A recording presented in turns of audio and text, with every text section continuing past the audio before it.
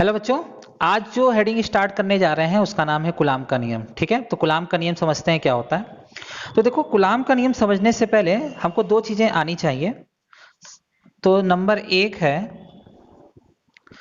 गुणात्मक प्रकृति। गुणात्मक प्रकृति को क्वालिटिव नेचर बोलते हैं, क्वालिटेटिव नेचर।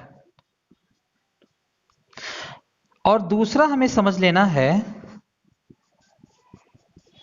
परिणात्मक प्रकृति के बारे में, और इसको हम लोग बोलते हैं क्वांटिटेटिव नेचर।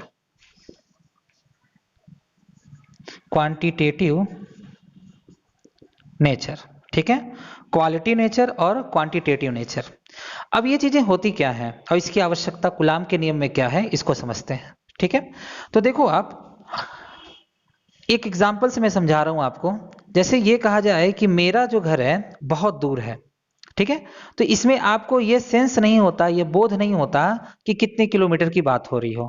ठीक है, यानी इसमें कोई आपको रिजल्ट नहीं पता है। तो यह बिल्डिंग बहुत ऊंची है, ये कुआं काफी गहरा है।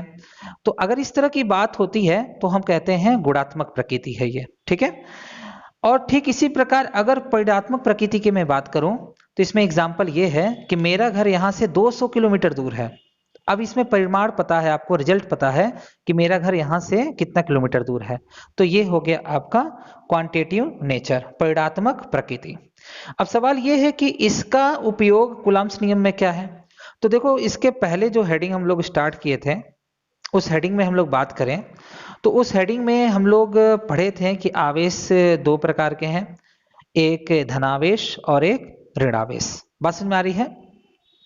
और आप हम लोग को यह भी पता हो चुका है कि धन आवेशों के बीच में या दो ऋण आवेशों के बीच में प्रतिकर्षण बल लगता है, और जबकि अगर एक धनावेश है और एक ऋणावेश है तो उनके बीच में एक आकर्षण बल लगता है। ठीक है, तो अभी तक केवल हमें यह पता है ना कि प्लस प्लस प्रतिकर्षण, माइनस माइनस प्रतिकर्षण, प्लस माइनस आकर्षण। तो इसमें ये जो बल है ये कितना लग रहा है, कितने अमाउंट में लग रहा है, ये इसकी जानकारी नहीं है। तो अब बताओ ये कौन सी प्रकृति का है, गुणात्मक प्रकृति का है। ठीक है, इसका अर्थ, इसका मतलब हुआ कि जो भी चीजें अभी हम पिछले हेडिंग में पढ़ के आए हैं उसमें सब हम लोग गुणात्मक प्रकृति की बात कर रहे थे। ठीक है, यानी स्थिर वैद्युत बल को दो प्रकार से परिभाषित किया गया है, एक गुणात्मक प्रकृति से और एक परिणात्मक प्रकृति से। तो गुणात्मक प्रकृति हमने देख रखा है कि क्या होता है। अब हम लोग पढ़ते हैं परिणात्मक प्रकृति।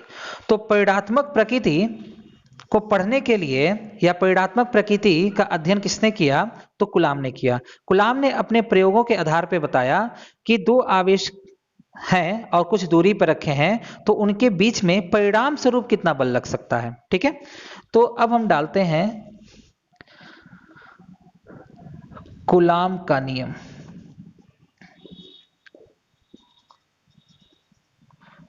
Coulomb's law.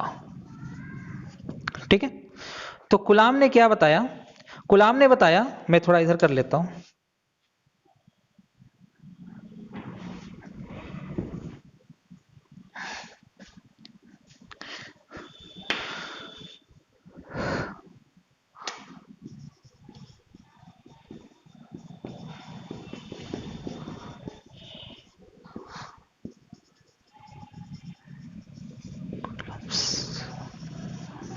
Coulomb's law. तो कूलाम ने क्या बताया कि देखो, अगर कोई दो आवेश हैं, बिंदु आवेश, और इनका परिमाण है Q1 और Q2 और कुछ दूरी पर रखे हैं, तो मान लेते हैं R दूरी पर रखे हैं, तो उन्होंने बताया कि इनके बीच लगने वाला स्थिर वैद्युत बल वह आकर्षण भी हो सकता है और प्रतिकर्षण भी हो सकता है। तो स्थिर वैद्युत बल ही हम बोल रहे हैं। तो उन्होंने बताया जो इनके बीच में स्थिर वैद्युत बल लगेगा वह इन दोनों आवेशों के परिमाण के गुणनफल के समानुपात या अनुक्रमानुपाती और इनके बीच के दूरी के वर्ग के व्युत्क्रमानुपाती होगा। ठीक है, समझ में आ रहा है? फिर से याद रखेंगे, कूलाम ने अपने प्रयोगों के आधार पर यह बताया कि दो आवेशों के बीच में लगने वाला स्थिर वैद्युत बल जो है दोनों आवेशों के परिमाण के गुणनफल के समानुपाती और बीच की दूरी के वर्ग के व्युत्क्रमानुपाती है। और बल की दिशा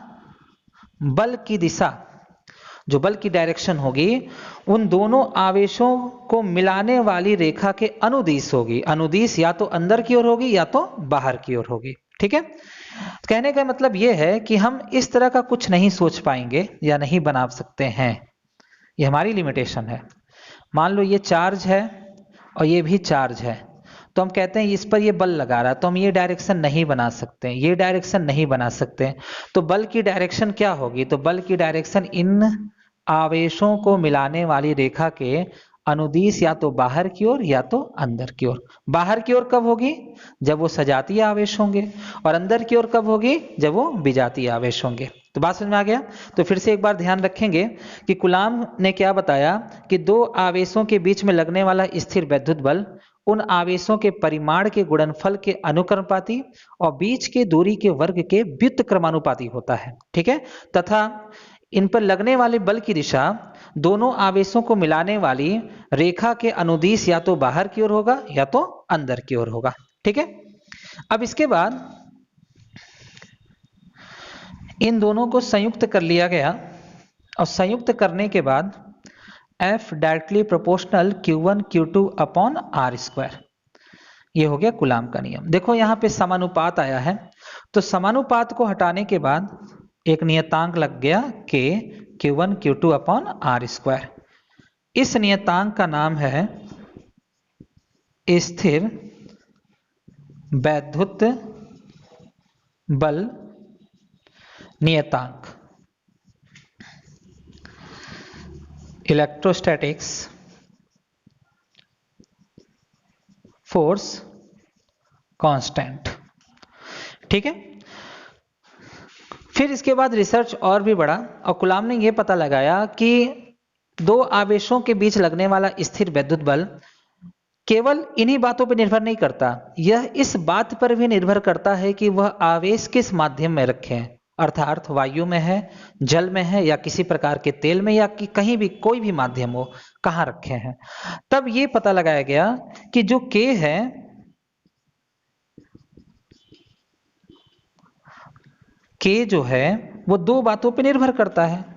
K दो बातों पर निर्भर करता है। पहला, मात्रक कौन सा लिया गया, जैसे बल, आवेश का मात्रक, लंबाई का मात्रक या दूरी का मात्रक किस पद्धति में है, एसआई पद्धति में, सीजीएस में है, किस पद्धति में लिया गया है, K का मान उस पर निर्भर करता है। दूसरा, मीडियम पर यानी वह माध्यम पर भी निर्भर करता है कि कौन से माध्यम में रखा गया है। बात समझ में आ गई? अब यहां ध्यान दीजिएगा, अगर हम आवेशों को वायु या निर्वात में रख दें तो क्या होना है? तो ये जो चीजें हैं वायु या निर्वात के लिए लग रही हैं, तो वायु और निर्वात के लिए K के मान रखा गया 8.9874 गुणे 10 के घात 9 और मात्रक बनाया गया। देखो मात्रक बनाने के लिए R को F की तरफ कर लो और Q1 Q2 को अपॉन में कर लो, तो F का मात्रक हो गया न्यूटन और इसका मात्रक हो गया मीटर स्क्वायर गुणे मीटर स्क्वायर, और अपॉन में जब ये आएगा तो ये हो जाएगा कूलाम स्क्वायर यानी C स्क्वायर। एक बार देख लो, जैसे F R square upon Q1 Q2 equal to K ऐसे बन गया यहाँ पे। तो F का मात्रक न्यूटन, दूरी लंबाई का मात्रक मीटर, स्क्वायर है तो square, coulomb coulomb coulomb square. ठीक है, अब ये चूंकि इस फॉर्मूले का यूज न्यूमेरिकल में ज्यादा होगा, इसलिए इसके एक अप्रॉक्स वैल्यू लिखा जाएगा जो होगा 9 × 10⁹ न्यूटन गुणे metre square upon coulomb square. तो ये K की वैल्यू है। ये K की वैल्यू किसके लिए लागू होती है? निर्वात या वायु के लिए। बात समझ में आ गई? अब विद्युत और चुंबकत्व के समीकरण को सरल बनाने के लिए बाद में k बराबर 1/4πε0 रखा गया, जहां 4 पाई को परिमेयीकरण कहते हैं और जबकि ε0 को निर्वात की वैद्युतशीलता कहते हैं। ठीक है, परमिटिविटी ऑफ फ्री स्पेस। ठीक है, निर्वात की वैद्युतशीलता। और इसको किस तरह से पढ़ना है, इसको पढ़ेंगे एप्सिलॉन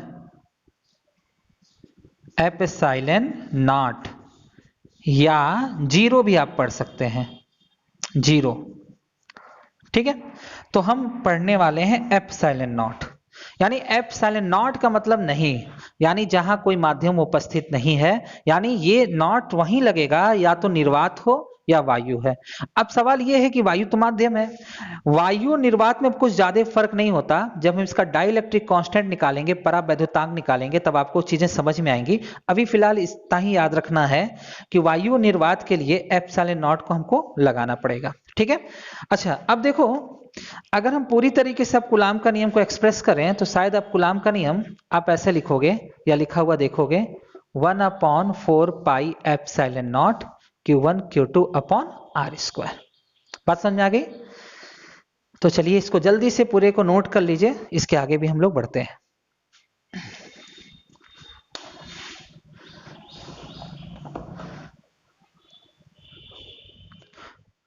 तो चलो अब हम लोग निकाल लेते हैं एप्सिलॉन नॉट का मात्रक। ठीक है, तो F equal 1/4πε0 Q1 Q2 upon R², ये तो हमें पता है। ठीक, इसके बाद हमको एप्सिलॉन नॉट को F की तरफ ले जाओ, तो 1/4π into F Q1 Q2 upon R²। अब आपको पता है F को न्यूटन में मेजरमेंट करते हैं और आवेश को कूलाम में और लंबाई को मीटर में। तो सबके मात्रक लिखिए। तो देखो इसका मात्रक हो गया कूलाम, दूसरे आवेश का मात्रक कूलाम अपॉन 4 पाई का कोई मात्रक नहीं होगा, और बल का जो मात्रक होगा वो होगा न्यूटन, न्यूटन इंटू मीटर, और दो घात स्क्वायर है तो स्क्वायर, तो हम इसको लिख सकते हैं coulomb square upon newton into metre square. ये एप्सिलॉन नॉट का मात्रक हो गया। ठीक है, एप्सिलॉन नॉट का आंकिक मान, आंकिक मान, तो देखो एप्सिलॉन नॉट का आंकिक मान कैसे निकाला जाएगा। तो हमें पता है कि 1 अपॉन, हमें ये पता है कि स्मॉल k इक्वल टू 1/4πε0 होता है, और साथ में ये भी पता है इसका जो वैल्यू होता है 9 × 10⁹। ठीक है, और जो मात्रक होता है वो मात्रक है newton metre square upon coulomb square. अब इसी तरीके से अगर हम इन दोनों को ले लेते हैं, इसी से सॉल्व हो जाएगा, तो इसका जो मात्रक हो, इसका जो आंकिक मान होगा एप्सिलॉन नॉट का, हम लिख सकते हैं 4 pi into 9 × 10⁹ coulomb square upon newton metre square. इस पूरे को कैलकुलेट किया, कैलकुलेट करने की आपको जरूरत नहीं है, आप बस वैल्यू याद रखना है इसका। हमको न्यूमेरिकल में वैल्यू रखना रहता है, जिसकी वैल्यू होती है 8.85 into 10⁻⁻12 coulomb square upon newton into metre square. ये एप्सिलॉन नॉट का मात्रक हो गया। बात समझ में आ रही है? तो चलिए नोट कर लीजिए इन सब चीजों को, इसके आगे भी हम लोग देख लेते हैं।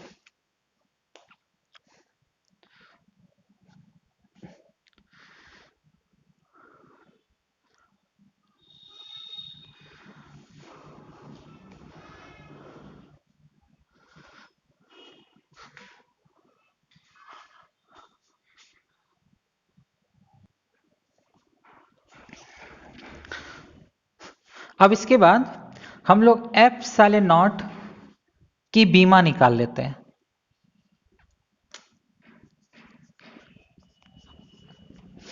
तो देखिए बीमा कैसे निकालेंगे। तो बीमा निकालने के लिए हम लोग सेम फॉर्मूला यूज करते हैं और यहीं से निकाल लेते हैं। एप्सिलॉन नॉट, कूलाम की बीमा 80 होती है, तो 2 बार आप 80 लिख दो। बल की बीमा MLT-2 होती है, और लंबाई की बीमा L और स्क्वायर लगा तो स्क्वायर हो गया। अब सॉल्व कर लेते हैं इसको, इस पूरे को सॉल्व करते हैं। m को ऊपर ले जाते हैं तो m-1 हो गया, ठीक है।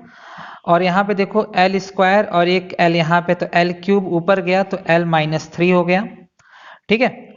अब यहाँ पे देखो t ये ऊपर जाएगा तो t स्क्वायर और यहाँ 2t ये है तो t पे पावर 4 हो जाएगा और a स्क्वायर हो गया। तो ये हो गया एप्सिलॉन नॉट की बीमा, ठीक है। चलिए अब मान लो अगर आवेश किसी अन्य माध्यम में है, मतलब वो वायु और निर्वात में नहीं है, तब कैसे हम इसको सॉल्व करेंगे देखिए। तो मान लेते हैं यदि आवेश अन्य माध्यम में हो, तब अन्य माध्यम कुछ भी ले सकते हैं, वायु और निर्वात को नहीं मानना आपको। तो अन्य माध्यम के लिए जब हम फॉर्मूला रखेंगे तो वह सूत्र होगा 1/4 pi epsilon Q1 Q2 upon R square. यहाँ पे देखो एप्सिलॉन नॉट का प्रयोग हम नहीं किए हैं, क्योंकि एप्सिलॉन नॉट केवल परिभाषित है निर्वात और वायु के लिए। यहाँ पर हम m लगा देते हैं, जिससे ये पता लगेगा कि ये फॉर्मूला किसी मीडियम के लिए लिखा गया है। बात समझ में आ रहा है। यहाँ एप्सिलॉन जो है इसको कहते हैं निरपेक्ष वैद्युतशीलता। समझ में आ गया। तो किसी अन्य माध्यम के लिए जब हम काम करेंगे तो वहां एप्सिलॉन लिखना है, ना कि एप्सिलॉन नॉट, ठीक है। तो अब देखो वायु के लिए जो फॉर्मूला वायु या निर्वात के लिए लिखा गया था वो F = 1/4 pi epsilon not Q1 Q2 upon R square था। अन्य माध्यम के लिए, अन्य माध्यम के लिए हम लोग क्या लिख सकते हैं, Fm = 1/4 pi epsilon Q1 Q2 upon R square, ठीक है। दोनों का रेशियो कर बना लेते हैं और देखते हैं कुछ रिजल्ट निकलता है कि नहीं। Fm इक्वल टू इस पूरे वैल्यू रखते हैं 1/4 pi epsilon not Q1 Q2 upon R square, और नीचे जो होगा 1/4 pi epsilon Q1 Q2 upon R square, ठीक है। अच्छा देखो दोनों ही मीडियम में ये माना गया है कि दोनों आवेश का जो मैग्नीट्यूड है, परिमाण है, वो Q1 और Q2 है, और साथ में वह R ही दूरी पर रखे हैं, यानी निर्वात और वायु में भी R दूरी पर है और किसी माध्यम में भी वो कितने दूरी पर है, R दूरी पर है, ठीक है। मीडियम चेंज होने से इनकी जो परमिटिविटी है यानी वैद्युत निर्वात की वैद्युतशीलता वो चेंज हो गई है, ठीक है। तो ये कैंसिल हो गया, ये कैंसिल हो गया, तो F/Fm एक्चुअली में बचा क्या, 1/एप्सिलॉन नॉट 1/एप्सिलॉन, ये हो गया एप्सिलॉन/एप्सिलॉन नॉट, ठीक है। अब इनके अनुपात को हम ऐसे भी लिख सकते हैं एप्सिलॉन आर, और एप्सिलॉन आर को हम कहते हैं सापेक्ष वैद्युतशीलता, ठीक है। ये फॉर्मूला काफी यूजफुल है, हमारे न्यूमेरिकल्स लगाने में काम आएगा, ठीक है।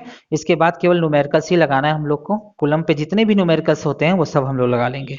तो जल्दी से नोट करो, इसके आगे भी कुछ पॉइंट है उसको भी मैं बता देता हूं आपको, तो जल्दी से नोट कर लो सब चीजों को।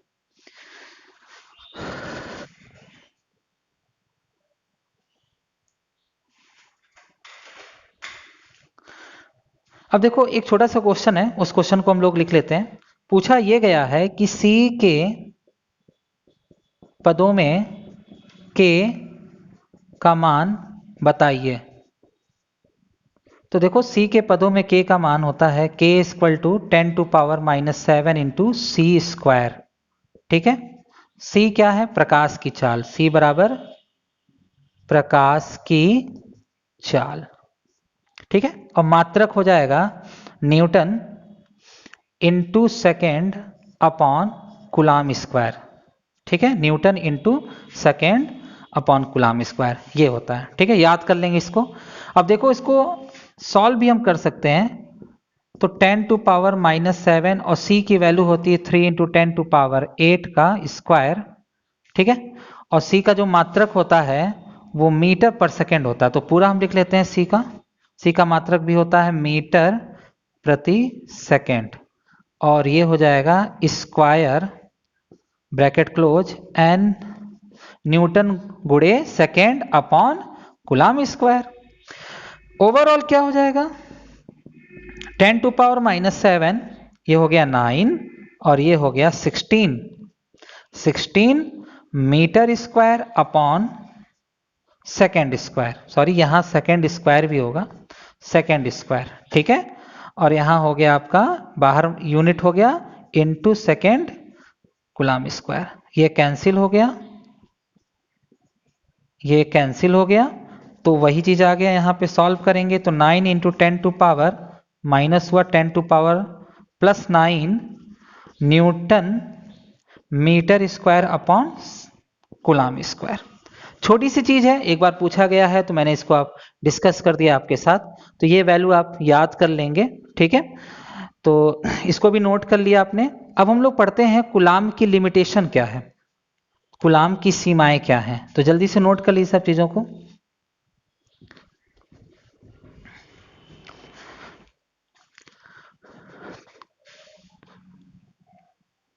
तो अभी तक कूलाम के नियम में हम लोग काफी कुछ जान चुके हैं, समझ चुके हैं, काफी विस्तार पूर्वक हमने पढ़ रखा है। अब लास्ट में हम लोग सबसे इंपॉर्टेंट चीजों को याद कर लेते हैं। तो सबसे पहले है कूलाम नियम की सीमाएं, अर्थात कूलाम के नियम को हम कहाँ लगा सकते हैं और कहाँ नहीं लगा सकते हैं। ठीक है, देखो कूलाम का नियम बिंदु आवेश के लिए सत्य होता है। अब बिंदु आवेश क्या? जैसे एक पॉइंट बना लो और इस पे जितना मन उतना आवेश दे दो, लेकिन वो आवेश बिखरना नहीं चाहिए, फैलना नहीं चाहिए, वो इसी बिंदु पर है, तो बिंदु आवेश के लिए सत्य होगा।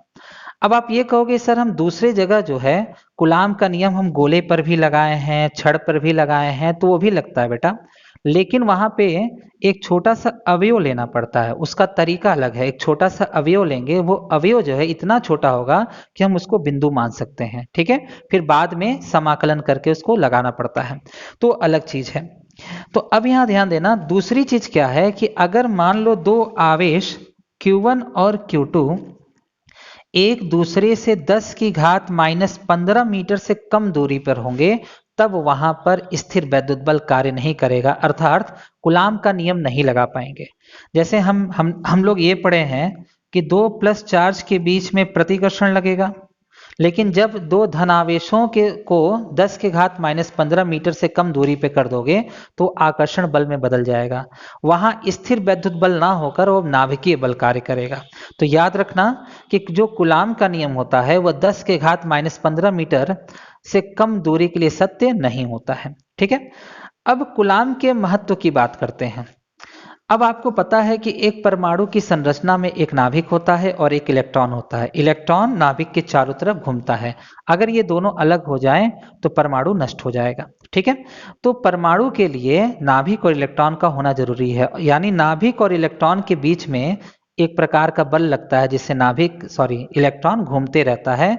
तो उनके बीच में लगने वाले बल को, नाभिक और इलेक्ट्रॉन के बीच में लगने वाले बल को हम लोग स्थिर वैद्युत बल कहते हैं, और ये तब समझ में आया जब हम लोग कूलाम के नियम को पढ़े। ठीक है, तो ऐसी बहुत सी घटनाएं थी कि अणु कैसे बनते हैं, परमाणु एक दूसरे से कैसे जुड़ जाते हैं। ठीक है, तो इसकी भी जो क्वेश्चन उठ रहा था इस संबंधित, इसका भी आंसर क्या है कि वो स्थिर वैद्युत बल है। ठीक इसी प्रकार ठोस कैसे बनता है, द्रव कैसे बनता है, ठीक है, ये भी सब स्थिर वैद्युत बल लगने के कारण बनते हैं। ठीक है, आई होप आपको ये लेक्चर समझ में आया होगा। अब इसके बाद हम लोग नेक्स्ट वीडियो में इसके बहुत अच्छे न्यूमेरिकल्स लगाएंगे, बोर्ड लेवल से लेकर कंपटीशन लेवल तक का, और एनसीईआरटी का भी कुछ क्वेश्चन सॉल्व करेंगे। ठीक है, थैंक यू।